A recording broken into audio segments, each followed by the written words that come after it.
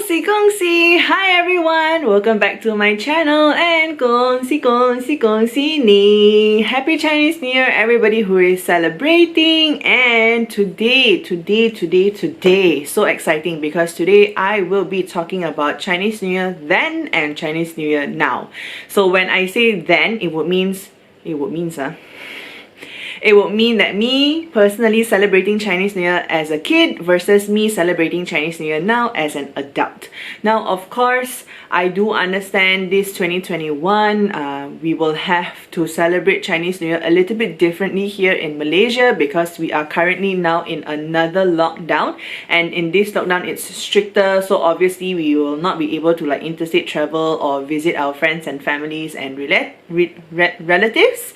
So this year's Chinese New Year basically will be a modified version, as we all know, and there is of course a lot of different ways where we can, celebrate together. And of course, being 2020, the year of the crazy pandemic and lockdown, we have definitely been able to like rise up from this challenge and really celebrate in a very different way. So today there will be 6 things that I'll be sharing from my own personal experience when it comes to me celebrating Chinese New Year as a kid versus me celebrating Chinese New Year as an adult. So of course, if this is the first time that you are watching my channel, hi, my name is Angie. Don't forget to hit that subscribe button. You can also turn on the notification bell if you want to get notifications for my videos, but I do upload videos every Friday and Saturday, so you do know that once you come back during the weekend, you will be hit by a new video from my channel. You can also you can also follow me on Instagram at AngieBear, and let's get started in today's video. Okay,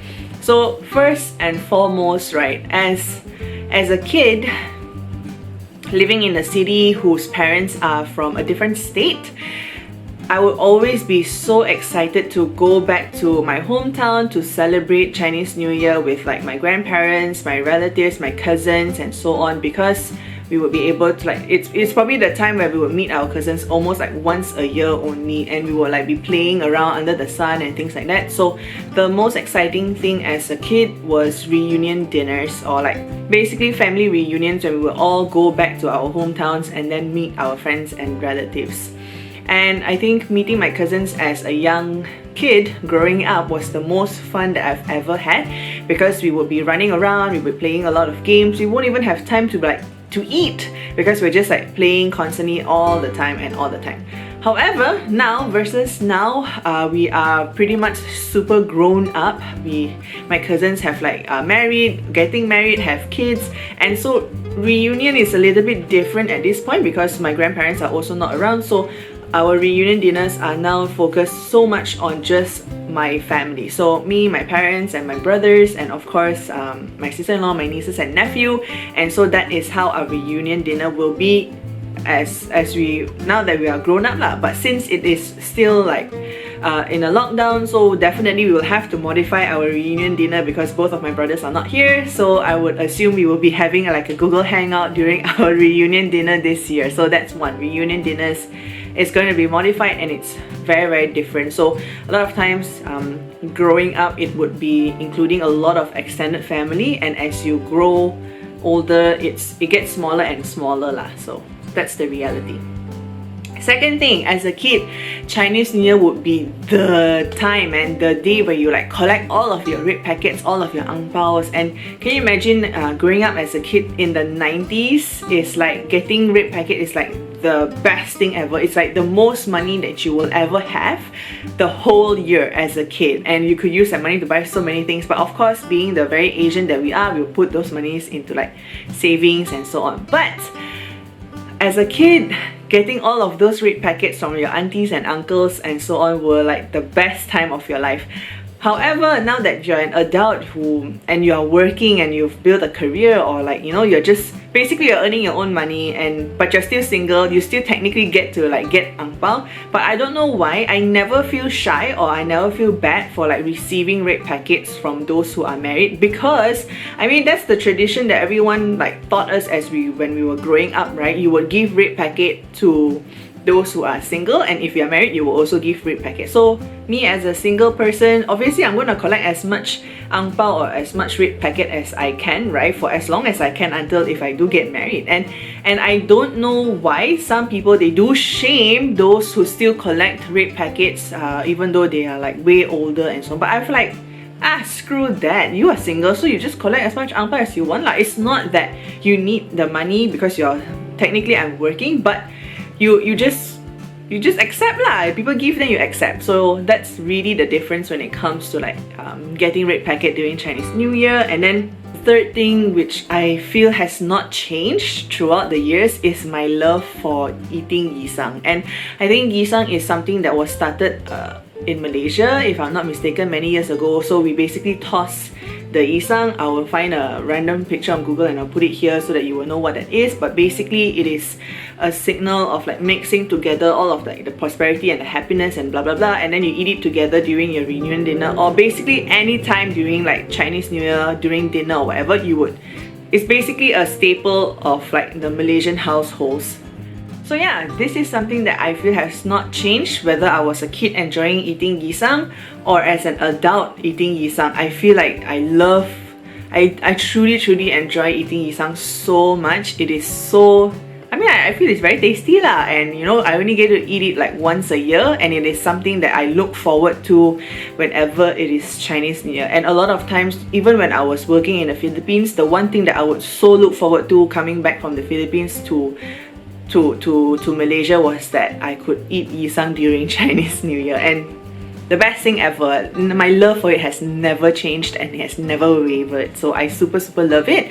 But I do have to put a disclaimer because I really want to call out those people who simply mix the Isang and throw it all on the table. I hate you. You guys are wasting food. Stop doing that.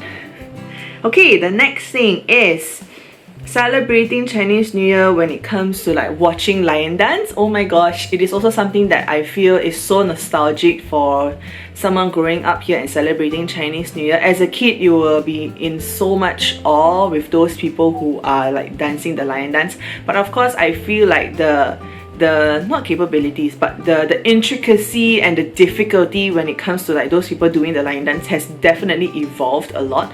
So when I was growing up as a kid in the 90s, right, lion dance would just be like super basic. You come like tong tong chang, and then he would just go up down, like peel the mango, peel the oranges and things like that. But nowadays, boy, like I do see those people who are doing the lion dance, like jumping on the stilts. I mean, it is part of the act. It's still like, it's so acrobatic, it's so amazing. But I feel like they are constantly like leveling up in terms of like the things that they offer. I feel like the next time they'll just probably be flying or something, but it's still so amazing. I feel like these people are super talented. They even have like lion dance competitions where you win so much. Oh my gosh, but they are just so amazing and so talented. And I feel like if you are someone who is like not from Malaysia, not within like APAC, who has never seen any kind of like Chinese New Year celebrations, please search for it on Google, look for some lion dance. It's like super amazing.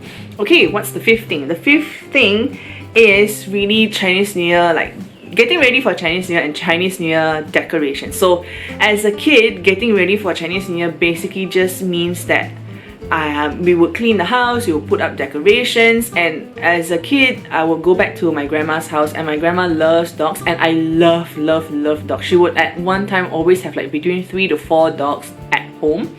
And during Chinese New Year, I would always be the one who would like bathe all of the dogs. It's not even something that they would request or I would volunteer. I would just instinctively just go and bathe the dogs every time I go back to my grandma's house because I just love dogs so much. And you know, I felt like, yeah, let's just like shower for them, clean the area, and we will all come together. It's sort of like a gotong royong, so you just come together and everyone cleans the whole house. So my grandma's house is basically in like a kampong, so it's basically like a village house. So we will clean the drains, we will clean the floor, we will polish everything, and it's like the most fun that we will always have during Chinese New Year. And of course, now as an adult, we don't really go back to our hometowns anymore, so we spend time here in the city. So the things that I clean, my room,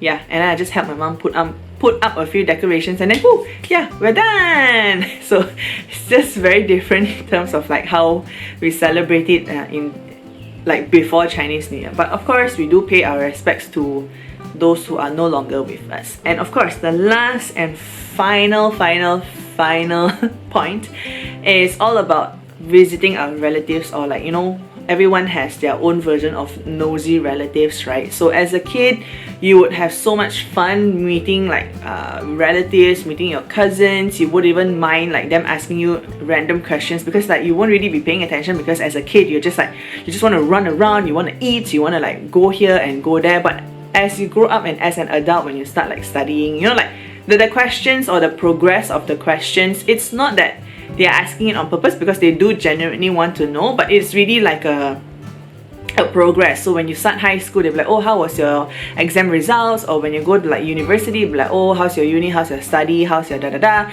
And then when you start working, they'll be like, oh, what are you doing, what are you working, got a boyfriend already, are you getting married anytime soon, do you have children, oh, once you have children, are you going to be a grandfather? You know, like a lot of all these questions which are super random, but at the same time, as a kid, you don't really mind it too much. But as an adult, I feel like as you start to age, you start to get even more, or a little bit more sensitive with like the questions that people ask you, because you'll be like, why do you need to ask me those questions, why do you need da. But I feel like at the end of the day, they are just trying to like make conversations with you. So just answer lah, however that you want to answer, whether you have a boyfriend or whatever. It's really up to you whether you want to answer them or not. But at the end of the day, you know, just you do you. You want to answer, you answer. You don't answer, you don't answer. If you don't answer, walk away. Like, no one is stopping you from like doing something differently. So yeah, 6 tips. It's not even tips. Oh my gosh, I'm channeling my inner social hits vibe to give you guys 6 different things that when we celebrate Chinese New Year. So I do hope that you guys enjoyed this little episode. And if you guys are celebrating Chinese New Year, please do keep safe, because we are still sort of in a pandemic. But I really want you guys to really enjoy your celebrations, eat, be jolly, take ang pao, or do whatever it is that you want to do during Chinese New Year. And if you guys want to also subscribe to my channel, please don't forget to do so, and I will see you guys in the next episode. Bye bye!